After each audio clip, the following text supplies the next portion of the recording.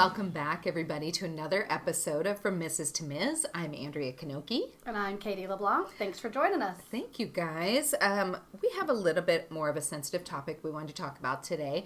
I know we've been talking a lot about divorce and dating and being a mom and all of those things. And I think being a mom is one we're going to kind of talk about today. And also what happens when tragedy strikes your family. So we just kind of want you guys to just listen with us and sit with us and just kind of go through this. It is going to be a little bit tough, a little bit sensitive, but we just feel like everybody kind of needs to know and hope that everybody can learn something from it, especially a little bit more even in Jeanette's case here. So we do have our wonderful friend, Jeanette is back with us today. We've spoken with Jeanette before. She was kind enough to come on and talk to us about her marriage and her divorce that happened a while ago while she was on Dance Moms. So just to kind of recap, Jeanette was on Dance Moms with her daughter Ava. Yeah. Her daughter Ava was also the lead of Tall Girl and Tall Girl 2. Jeanette has her own little side companies. She has her Mama J Spices. She has her cooking channel with Mama J. And she has Identified Clothing. So Identified Clothing, this kind of leads into our story today. Yes. So tell me a little bit about that to start. Okay. So Identified Clothing came about, well, actually, Ava and I were going to start a clothing line. We had talked about it. And then at the time, we were just getting over the pandemic. It was right at the end of it, just when things were like barely starting to open. And Devin, my son, and Ava were like, let's do it together. Let's do a unisex. Let's make it sick and whatever. And funny enough, I was going out on a date. Mm-hmm. And that night, and they were staying home cooking dinner and whatever. And I was going to go on a date. And for some reason, I just had this, like, I didn't really want to go out. If he's listening, I'm sorry, but he probably knows this. But I just had this feeling. It wasn't like he wasn't a good guy or whatever, but I just really just didn't feel like going. But, you know, Ava was like, Mom, just go. We're just going to be here, go. And it was an earlier date. And so it actually worked out. And everything closed at 7 o'clock during the, right when everything started opening for the pandemic. So everything was closing. So I met him and I just was, I don't know, a little bit, I think, just kind of distracted.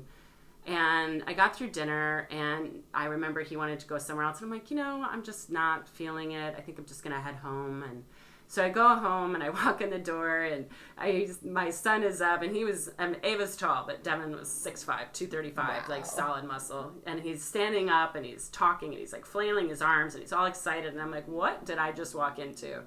And they're like, we're talking about the clothing line and the name of it. And so I sat down in my kitchen next to my daughter and I grabbed a Trader Joe's paper bag. Mm-hmm. And I set it next to me, and they're yelling out names, whatever. And I was just writing them all down on this paper bag. And he finally stopped, and he goes, I got it. Identified. And I was like, oh, okay. I said, I like that. And I said, why? And so he says, because I feel like we go through life, and everyone judges us by our past mistakes or our color of our skin or who we love or, our, whatever. And he goes, at the end of the day, we're just all humans trying, to identify and just to get through this life. Mm-hmm. And I was like, Devin, I love it. Cool. Yes. I love it. So he was like, we stayed there at the house a little bit and he's like, he was dating a girl at the time. And he says, I want to go celebrate. I want to go to the ocean. I want to go to the beach. He loved the ocean. He always used to say it reset him. And he, I remember he was making a cocktail, like in a tumbler, just a small tumbler. And it was the day before Super Bowl. And I said, now be careful. I said, I don't want any issues tonight. You're going to be drinking tomorrow. He's like, no. Taking one drink. I'm just going to the beach. We're just going to chill. And I said, all right. And so night went on. I went to bed.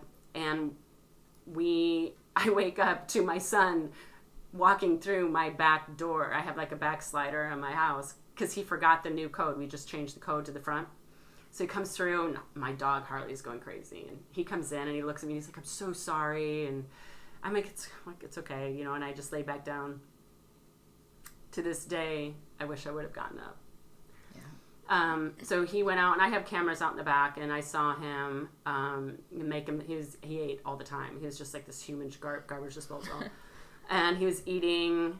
I could tell he was something maybe on his mind. He was just sitting outside, but he was fine, And this is you looking through the camera the next day after. Sure. And anyways, so obviously that was after. So the next morning, for some reason, I am always the first one up. And for some reason I wasn't this time. And I woke up to my daughter opening the door to get the dogs to feed them. And then I heard something that would change my life. I know I will never forget it. I heard this scream coming from my daughter. And I just was like, I didn't know what to think. I jumped up and I came out, and my son was on the couch. And it was a blur. It was just, honest to God, I don't remember. I remember little things about Ava and me and calling 911 and all of that. And the paramedic came finally, and Devin was already gone. And I remember the paramedic coming in and saying immediately, I can tell you right now this is fentanyl. Oh. And I just looked at him and I said, it's what? And he goes, fentanyl. And I'm like, how can you tell? He's like, I've just seen it. Like, you know, and Andrea, I think that you were one of the first ones at my house. It was. And Grant was there. And, you know, it's funny, I did another podcast with a friend of mine recently, and I remember going into graphic detail about it. And it's shocking. But it's so hard because I feel like talking about fentanyl and talking about the issues that we have with mental illness and all of that, people like want to be quiet about it. And I'm so sick of being quiet. And I want kids to understand that if you take this, that could be the last time that you see your parents. It's the last time. Like, there's no playing around with this anymore. I mean, never in a million years would I think that I'd have to give my son CPR or look at an autopsy report or look at his death certificate. Like, at 23, I will have to miss him longer than I knew him. And that is so unfair, you know, it really is. And Devin, his issue he wasn't at a party trying to get high. He wasn't, you know, somewhere like that. He was at home.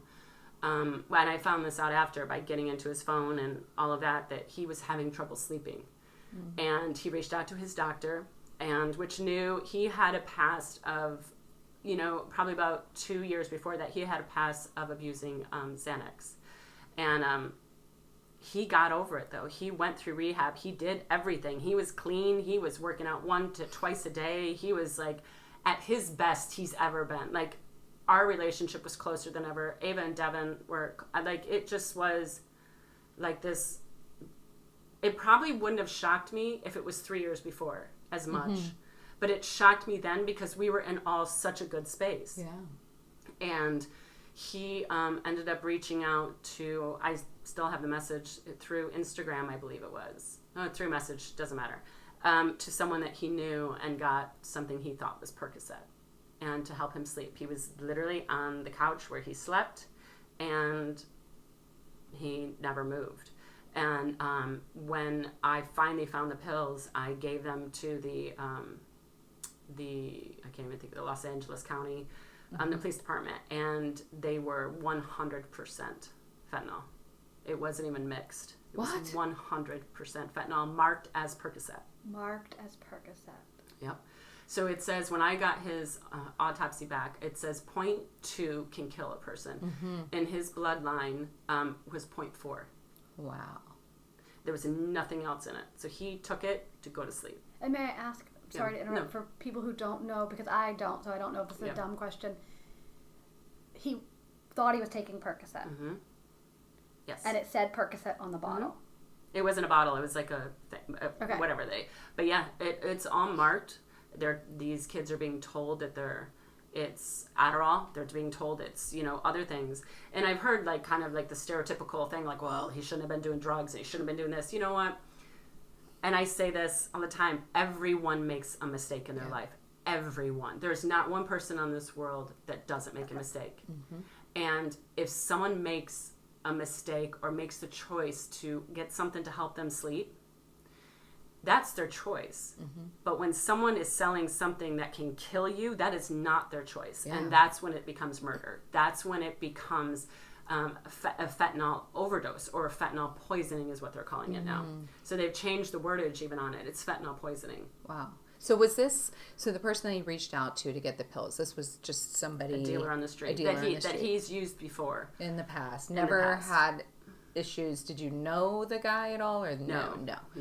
So he just reached out to him, and I'm just trying to like recollect what happened at that time. This is a couple of years ago now. 2.5 years. 2.5 years ago. And I know a lot has transpired since then, like you got the autopsy and stuff. But I remember Devin was doing a job. He had started a new job, I think, right? Doing a sales. He was really on a high, is what I'm saying, like on a good high, like where he was killing it at work. His sales were great in that particular time frame, right? Like that day, I think it was. He was like really happy about some deals just closed, he did at like work. 3 deals before that. Yeah, I remember because I talked to his boss at the funeral. Oh yeah, and he said, gosh, he was just in such great spirits and great mood because of that. So this wasn't something that was like some underlying, he was depressed or anything like that. It was truly he wanted help. Right. With sleeping. Which honestly, even if he was depressed and whatever else, it's still not right. When people are in those situations and they turn to something, like there was something just recently in New York with people on Wall Street. Like, I guess there's people on Wall Street, which everywhere does cocaine. You can't get cocaine, and if that's their vice, then that's their vice. And you know what? Again, being identified and people judging people, whatever. But when someone's going to get cocaine and they're getting fentanyl and it's killing them, when our and Ava's better with the statistics, but when our kids are dying because of something that is being poisoned and nothing's being done about it, it's just like, I try to tell parents so much, like, talk to your kids. And it's just so important. So I'm going to ask this in a very naive way, but like when we say laced with fentanyl, okay, so what is that? For those of us who we're not in that world at all, what does that mean? Like, it's mixed in when they're, from what I know, basically they take a drug and they mix it with the fentanyl and then repack it because of a couple reasons. One reason is fentanyl is, like, I think it's like 100 times more addicting than heroin. It's like the most addictive drug you can take. So they're basically playing Russian roulette. Wow. So they're saying, like, they call it, I remember there's a couple nonprofits, and one of them referred to it as a chocolate chip cookie effect. So if you have 5 pills and they're mixing fentanyl in all of them, one could have none, one could have a lot of chocolate chips, one could have 2, and one. So we could all go get the same drug and each one of us take it, and one could pass away, person, right? And then you could be fine, and then I could just maybe almost, like, whatever. So that's the problem we're having. There's no regulation over it. And now what's happening is the pills are now becoming all fentanyl. So that's the situation that hit Devin. And now it's, it's in marijuana, weed off the street. It's been everything that I've heard. It's been in cocaine. It's been in Adderall. It's been in Percocet, in Xanax, and they're just doing it, and they're taking the chance. So, and I had even said this. I said, what? Devin coming off the addiction that he had before and getting through that, I'm like, what would have happened if he did make it through the night and he did have that fentanyl? Would that create an addiction of something that he would have to fight forever? Right. And I'm just like, I would never want to see him go through that again. Yeah. And he had gotten to such a good place, and for someone to like slip that in and get these people addicted to it, it's insane. And then I find out there's people that actually take fentanyl. Like, they know they're taking it. Yes, that's a thing too. I'm like, what? But they create such a tolerance to it. Yeah. So they take low doses and then build it up. And what does fentanyl do? Fentanyl lowers your heart rate. Yeah, like significant. Wow. So I think that's probably because Devin was such a big guy, but he had what they call an athlete's heart. So he had a low heart rate that he could go for a long time in sports with his endurance. And so I'm like, I don't know if that's why it hit him so hard, or if it just was the large dose of it. But, wow. Yeah. So going back to that night, you said that he had come home, he knocked on your screen door window, and then you didn't get up at that point. So well, before I even get to that, from you looking at the video cameras, you said he was sitting in the backyard kind of thinking. Yeah. Do you have any idea what frame of mind he was in at that point? What he was I think going the through? only thing that Ava told me after the fact, she told me that he was having trouble sleeping, and he was kind of worried about coming off the pandemic and like getting back into things. Like he had just closed some deals, but he also was coming off of months of not working. And he wanted to get, as much as he loved to be with Ava and I, he wanted to get his own place. And I remember when he was there, because we actually had a room for him, and he's like, no, I'm just sleeping on the couch. He's like, because if you give me a room, I'm going to get too comfortable, and I want to make sure. Yeah. So I know he was saving up for stuff like that, and I think it was just the pressures of kind of like life, what our kids go through. These pressures of being perfect and going to college and being straight A students and doing this and doing that and all of that. And it puts this pressure on these kids to where they feel like they need some type of ice, and or can't talk about it and have mental, issues. And that's kind of why we started the Devin Michael Foundation, is to make and talk about it. Let's talk about this and make it more normalized for you to be able to go to someone and talk to them about this. Or like we were just out, the three of us were just out, and I was sitting next to a couple, and she was saying, I want to teach my kids about Narcan. And Ava and I literally that morning just left End Overdose, and they put Narcan in the back of my car. Yeah. And I was like, you know what? I have 2 packets in my car right now. Follow me out to the car, and I gave him the Narcan. And this couple did not know about. No, they did not know about Devin. Just happened to mention that. Yeah, just happened to mention it, and they have a bunch of teenagers. And so I'm just praying that maybe that I was supposed to be there in that moment, and I could pass that on. Yeah. And can you explain what Narcan would do? Narcan is and like I said, Ava's my girl that knows all the numbers and all of that. But from what I know is it brings your heart rate right back up. So it's kind of like if the EMS or someone was to come, and I think they do a shot or whatever to bring your heart rate up. That's what this does. So it gives time in between. So obviously in Devin's situation, it was through the night, and I couldn't have done anything. But I'm praying that, that situation is different for another parent or another student. And it's scary because there was a situation, I believe it was in the Carolinas somewhere, where a group of cadets had like a break, and they went to this house, and they're like kind of like a spring break. And some of them decided to do, I think it was cocaine. And it was laced with fentanyl with, I think there was like 5 of them, and some of them passed out, and the others tried to revive them, and they went into cardiac arrest. I remember because there was remnants of the fentanyl, and I believe that they made it. I don't know for sure, but so now we have the issue with, I had to do CPR on my son. Yeah. And if it would have been a different situation, and when we heard that, you didn't even know that. I had no idea. Yeah. So, well, let me, do you mind just kind of walking us through what happened? So after you saw him out on the back patio, you didn't have cameras in the house. You didn't. No. So you're kind of. I know he went to go make bacon, because we found bacon in the air fryer 2 days later. Oh, you did. Now, I remember. I'm also impressed that you had an air fryer that long ago. I feel like it was like 2 years ago. I feel like I just got one. Oh, I had 2 at the time because he was cooking I'm behind the times. I'm behind the times. You're a little behind. You just started going out with us now. I didn't even know there was a world outside of your house. Outside my house. I should have had an air fryer. That's right. So, and I also remember because he was eating salsa and chips, right? Because that had fallen or something on the floor. So I think we kind of figured out, and you and I haven't really talked about this in detail since then to know the actual details, but I think he kind of came in, right, and he was maybe getting food, and we thought maybe he dropped it, like he was feeling something. Yeah, I think he was feeling something, because he was sitting outside, and I could just tell, like, he was just thinking, which is normal for Devin. Devin's always thinking of, like, his next project and what he's doing. Yeah. And I know, we had his phone. He was texting his girlfriend until about 1 a.m, so I think he was making food. My guess is he probably started not feeling very good. Yeah. That's when he knocked the salsa over, and he must have walked into the other room, sat down, and that was it. Never right. So, in hindsight, when you're thinking about this, or I'm sure struggling with it, where you say, "I just wish I'd gotten up," how do you think things could have been different if there was an opportunity for that? Honestly, I wish I would have just told him to come and climb in bed with me.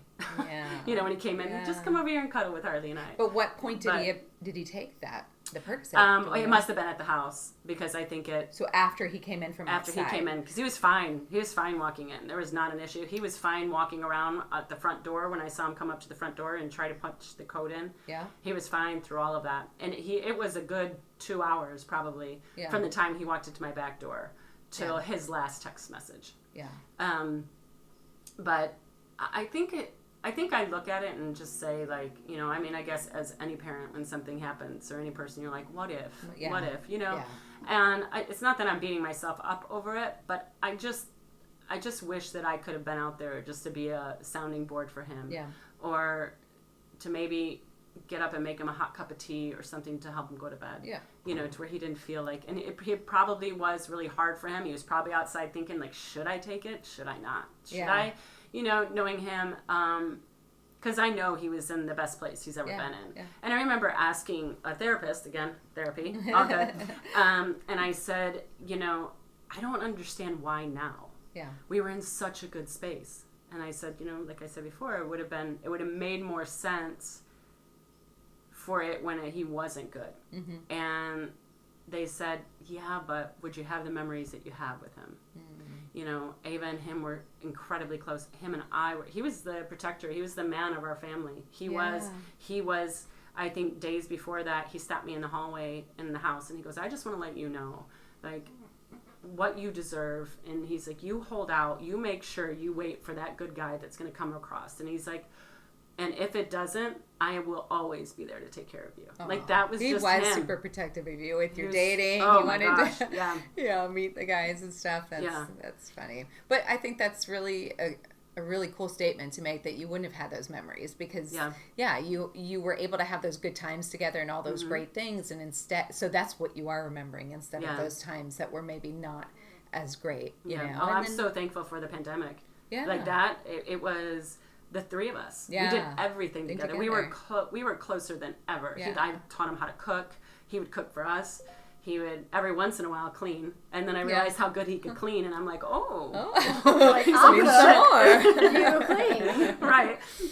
So I'm very, very grateful for all those memories, and it's right, you know, because if things would have ended on a bad note, it'd be a different feeling. Yeah, and I think this has allowed you to carry on kind of his legacy through the identified clothing, which I think is cool. And sometimes I think those people are put into our lives, and they're a vessel for us to be able to talk about the things that, you know, I feel like recently it's everywhere. The billboards, fentanyl. I just saw yesterday on a bus stop, I think it said about 0.2 milligrams or whatever is what, and I'm like, wow, like all of a sudden it is so just transparent and out there, and it's people like you that are talking about it and not making it, you know, taboo that we can't talk about stuff like that. You're putting it out there, so you know, it's difficult. I can't even imagine, but you know, I don't ever want you to imagine. No, we don't. But some, you know, things happen.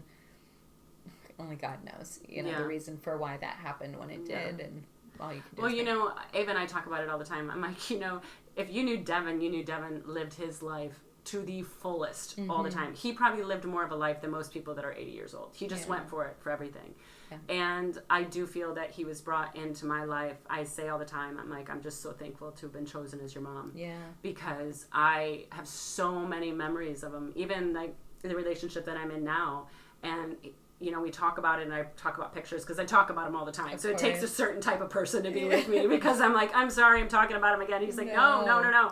But he says, I'm just so amazed at all the videos and the pictures that you have. And I'm like, honestly, I don't even have half of them, because I guess go back to the episode before and you'll know where they're at. Yeah. But we just always, like, he was always just a part of something. Yeah. He was always laughing. He was very close to your two boys. Yeah. And I think him and Hunter, 9 lives. Him and Grant bonded over the whole Bachelorette. Bachelorette. Oh, I'm sure both. oh my gosh. They bonded over that, and then Hunter and Devin really just started kind of getting close about the sports and all of that. Yeah. So he just was this beautiful radiant light, and absolutely. What a better way to carry on his legacy than to, you know, have the clothing line. That was the first thing that Ava and I did. was the clothing line. That's what he wanted to see come to fruition. So is that how we can support the Devin Michael Foundation to go, like, you have t-shirts and what else? What yeah, so Identified, we decided to get that off the ground, and that is one in itself. That's its own little thing.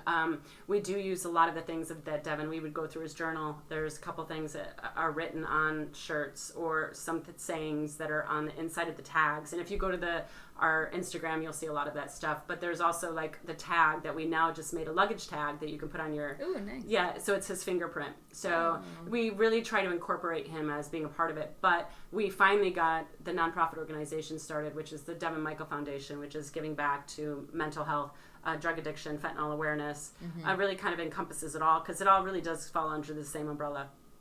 And now we give a portion of our proceeds from the Identified, and that goes to it. So you can either support it by, if you want some great sweats and comfy stuff, you can do that, or you can go directly to the Devin Michael Foundation and donate through there.